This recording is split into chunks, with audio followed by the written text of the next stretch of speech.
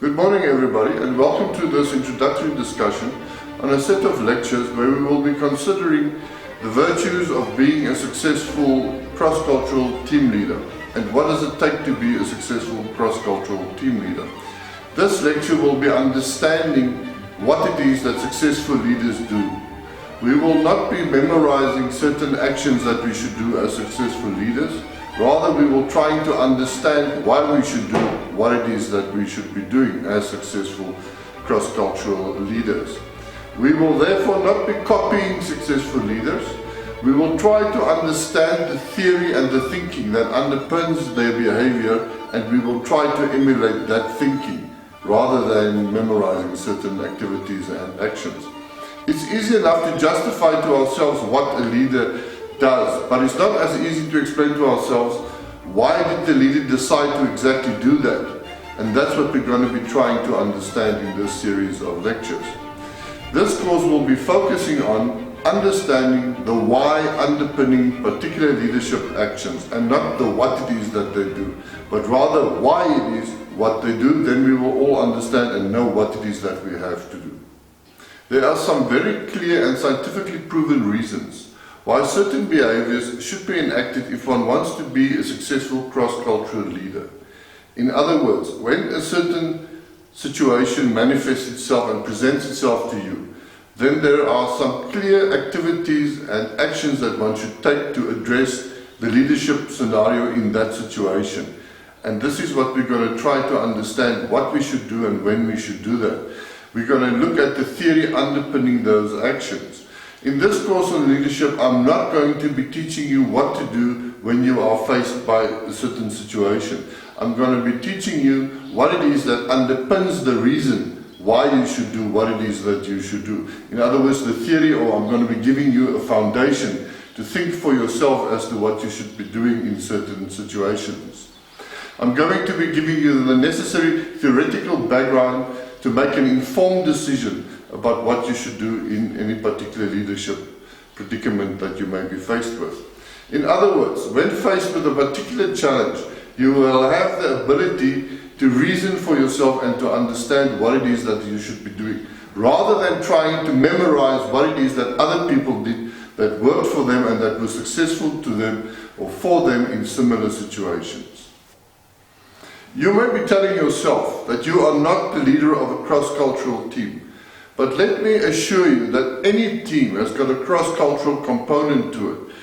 Culture and cross-culturality is not only made up of national culture, it's also made up of individual culture. And all individual people are different. Therefore, we all have different individual cultures, and therefore any team that we lead is by definition a cross-cultural team. And we need to have the skills how to deal with that. Otherwise, we're going to have a leadership problem. Even if you and somebody else are from the same place or geography in the world, the same religion or of the same color, there will still be personal cultural differences that the leader has to be able to accommodate in his leadership style or with his appropriate leadership style. Cross-cultural teams are not only defined as teams made up of people with different colors or from different parts of the world or different religions. We all as individuals are culturally different people. I cannot promise you that even after you have considered this series of lectures, you will always be making the best decision in every situation that you may be confronted with. But what I can assure you is that you will be much better informed and you will be making better decisions than before.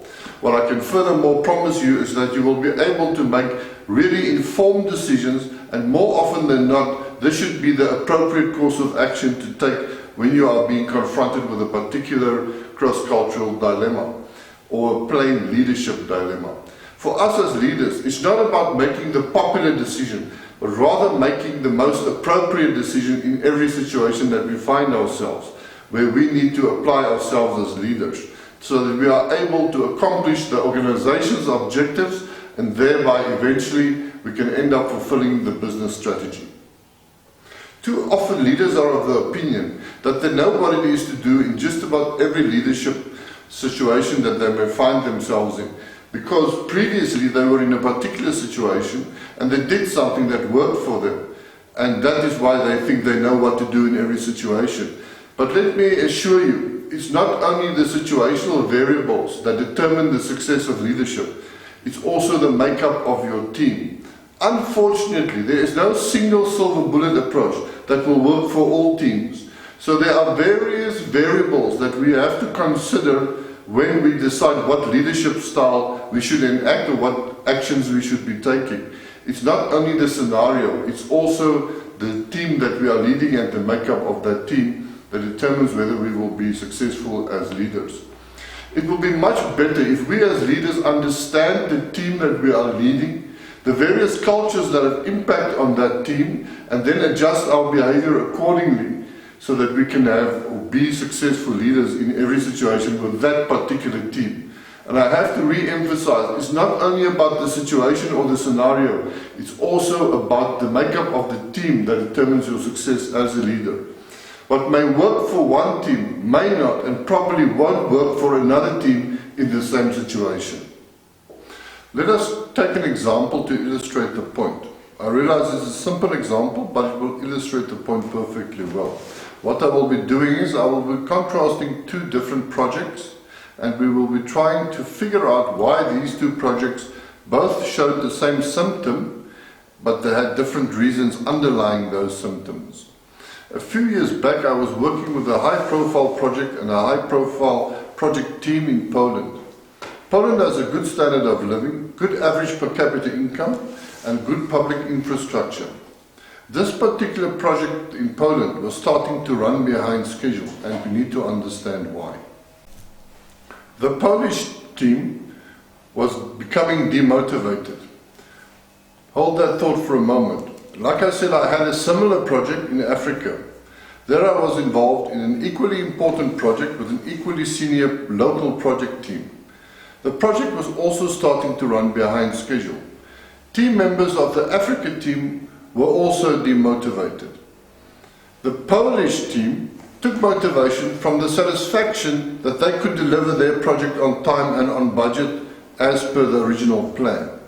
The Polish project, however, was experiencing some delays in the supply chain, all reasons beyond the control of the local project team in Poland.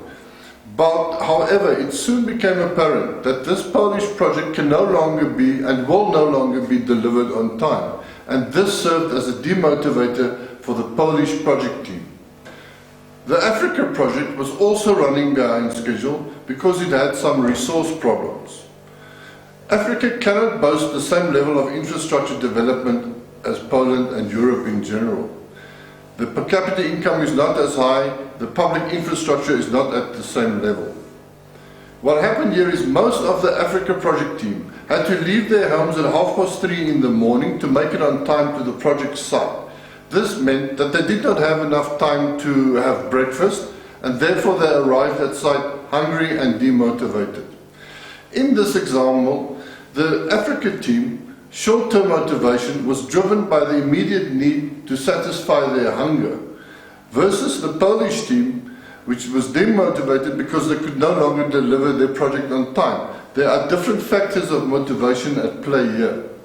Be that as it may, this left the Ghanaian team or the Africa team also demotivated and project delivery suffered. Both the Polish and Africa teams were demotivated, however for different reasons. The important fact here is that both projects started to suffer because of a lack of motivation. We need to understand what drove that lack of motivation.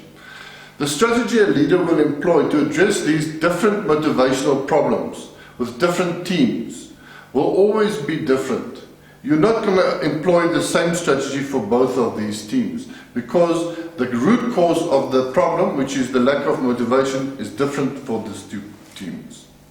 What motivated these two teams were vastly different, and therefore the leader has to employ different strategies to address the different motivational shortfalls. Culture is a prime determinant of motivation. And as such, the leader has to be culturally savvy and informed to be able to make the right decision in terms of how to drive the motivation of his team. As a leader, you may very well have both African and European team members in your project team. or people from different continents, it doesn't matter. The point is that they have different cultures behind them and they are on the same team. The leader, or you as the leader, has to understand why the different people experiences lack of motivation within the cultural context where they come from. Let's take this example a bit further. Let's add one of the Ghanaian team members to the Polish project team. The Polish project team members are still demotivated because of the supply chain problems that there are with the project, and therefore they are still relatively demotivated. However, now you bring in one of the Africa team members. He is now in a context where he doesn't have to get up at 3:30 in the morning anymore. He arrives at project site on time. There's enough time for him to have breakfast. Therefore, he has satisfied that basic need that he has, which leads to his motivation. So what you end up with now is you have one team where on the one hand you have people that are not that motivated for a particular reason, and you have somebody else that is more motivated because his motivation is driven by different reasons. Now you as the leader have team members at different levels of motivation, and you as the leader, you have to be able to diagnose these different symptoms correctly and what the root causes are. Later in this course, we will be looking at different motivational models and their application in the workplace, and this will help you to understand why different people have different motivators that lead to their success. If you are a leader who wishes to be successful at motivating and through that influencing your team members, then you have to have an understanding of the individual differences that there exist between the team members who you are providing leadership to. Technical competence can be taught to team members. However, you cannot teach a team member to be motivated. That depends 100% on you as a leader. Even if team members are intrinsically motivated, i.e. they don't need somebody external to themselves or something external to themselves to motivate them, they are motivated within themselves through achievement, for example. Even if they are intrinsically motivated, you as the leader, you still have to create the environment for them to fulfill this need for intrinsic motivation. Keep an eye out for further videos from me on the topics of motivation, influence and leadership. Before the end of August 2019, I will publish a full training video on these topics. In the meantime, I will soon follow this current video with another one dealing with the question of what exactly is leadership. Before we can decide how to be effective leaders, we all have to agree on what exactly is leadership and what defines an effective leader. Before we continue, let me tell you a little bit more about myself and what qualifies me to talk to you about cross-cultural leadership. I'm from South Africa. I've worked for multinational companies for more than 15 years, and I'm familiar with different leadership styles being enacted by different leaders in these companies. I've been employed for more than 15 years, as I say, by these companies in C-level executive positions, which mean that I've been leading large teams myself, and I've had to employ different leadership styles myself to be able to be an effective and an efficient leader in cross-cultural situations. I've had Pan-Africa responsibility for as many as 27 countries, African countries at one time. In another position, I've had responsibility for companies in Europe, Middle East and Africa. I'm MBA qualified, I'm MSP certified, I'm Prince 2 certified, I'm Prince 2 Agile certified, amongst a number of other certifications. I'm also busy studying towards my PhD degree, which specifically deals with the relevance of cross-cultural leadership in different continents. I have observed teams being led and teams observing their leaders in various countries, namely France, Poland, Greece, Netherlands, Switzerland, Zambia, Mozambique, Malawi, etc. A long list. So the point I'm trying to make is I have myself had lots of cross-cultural leadership experience. I have been a member of many cross-cultural teams looking up to a leader and trying to understand why that leader is doing what he is doing. And I believe that is what qualifies me to talk to you about cross-cultural leadership and what it entails.